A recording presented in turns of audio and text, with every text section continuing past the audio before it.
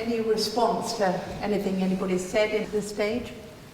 One is often struck, well, I'm often struck, by the pleasure that this picture gives me and the displeasure or no pleasure that picture gives me, and they can be adjusted to. So I wonder if you could respond to that idea about pleasure in terms of abstract painting and the way in which it's received. I'm basing this really on Mr. Gooding's idea that when you look at a painting, a human being wants to make sense of it. Therefore, they bring to the painting the result.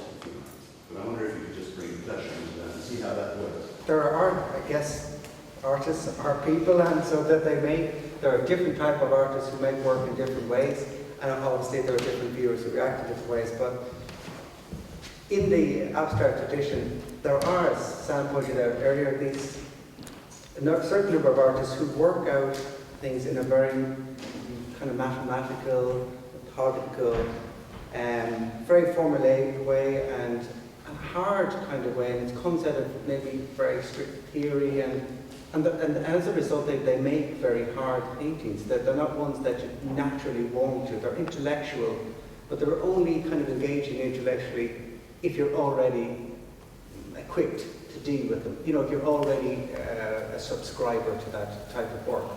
But there are people, and the two people have been mentioned a number of times here, and they're both, Terry sadly now gone, but Gillian very much alive and living close by, are wonderful artists who have made work that when they gave joy, of course they also reflect the maker.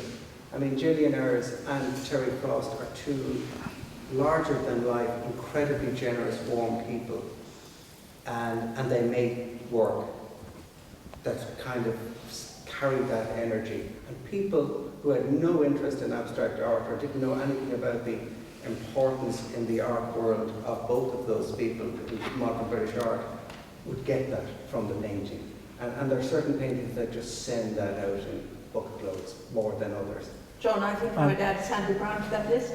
Absolutely, absolutely. Well, I said to Sandy when I came in and saw the show, the first thing I said, they're like Gillian Ayres in clay, you know, they're very, very painterly works. I'd say that my sense of pleasure in a painting is to do with the sort of buzz of engaging with it. As I said, sort of right at the beginning, and this sounds quite dry, but I kind of don't want it to sound dry. Engaging with its shapes, with how it relates, with how the separate parts of it interlock, and how it can sort of sustain me as you kind of move around it, as you kind of weigh different elements against each other. I mean, that sounds like a really kind of sort of hair shirt type of pleasure, but that for me is the pleasure of abstract painting. For me, I mean, that's the pleasure of figurative painting as well. Well, pleasure also is very, very subjective. Yeah, I mean, one of us is going to go and over a black square, and somebody else is going to do it out over these requirements of colour from Terry Frost or Gillian Ayres. And we might do some of us might do both. Yeah. And you know, the pleasure you described seems to me to be almost necessary pleasure. I mean, I would tend to go further, as you know, but in the first instance, that is the first pleasure, the pleasure of the structure and the colour and all those things that do bring us pure pleasure.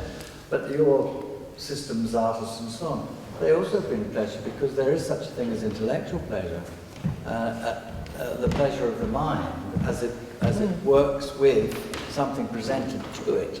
Sense of engagement, that you are involved with it. It's when you talked earlier about the painting by the mathematician, really. Yeah. And he clearly got enormous pleasure from the numbers and the mathematical element of it, whereas some of us that could be agony too, couldn't it? So, and he wanted to control it, and that gave him pleasure having control. Yeah. I mean, it's interesting. We've talked, and Mel's talked particularly about the freedom of that abstraction brings, but it's interesting. He's a particular example of how lots of abstract artists that freedom, what he would see as his particular type of freedom, begins with a sort of refusal, begins with that's saying I'm not going to make work which looks like things. I've always tried to make paintings which ooze pleasure in every way.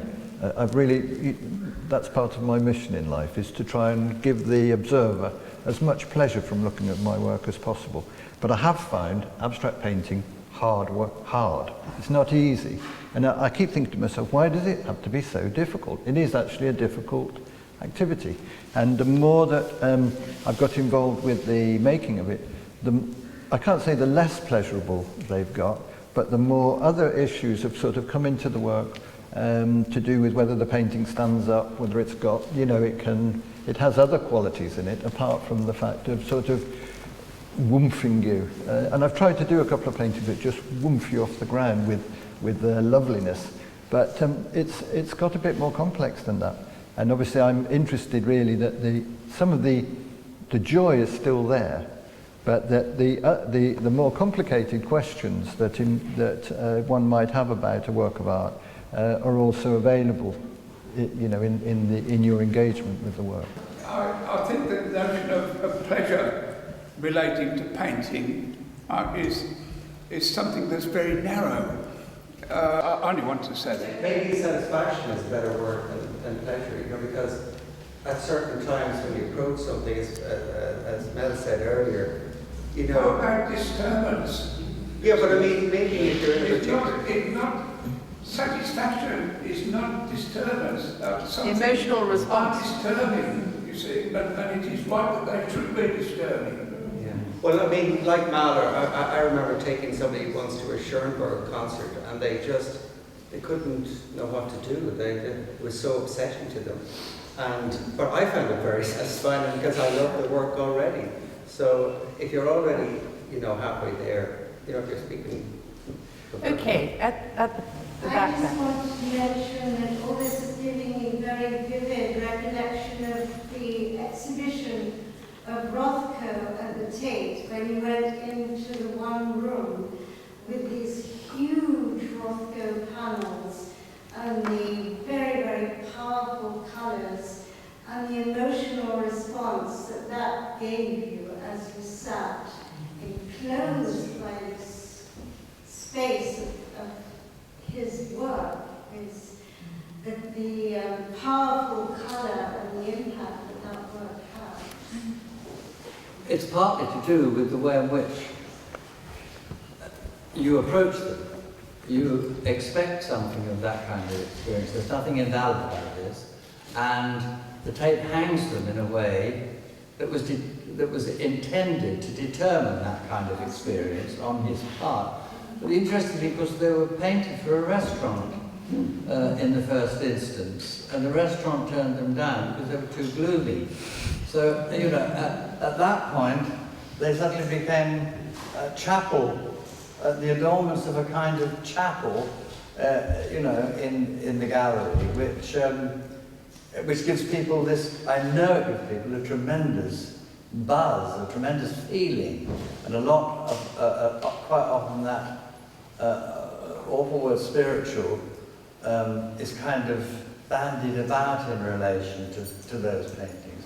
But they work because that's what people take to them.